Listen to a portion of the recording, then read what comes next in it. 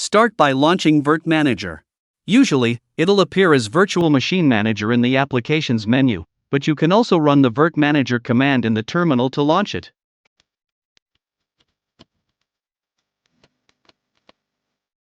When it launches, click Create a new virtual machine from the menu.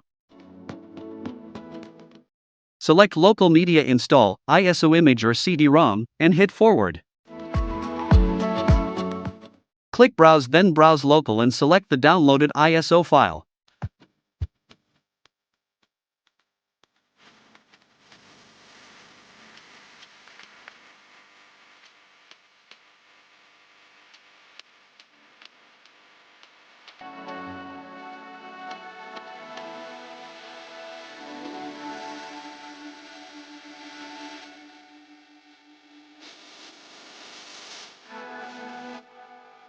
Configure the size of the KVM. 25 GB will be more than enough for a bare-bones Manjaro installation, or any other distro, for that matter.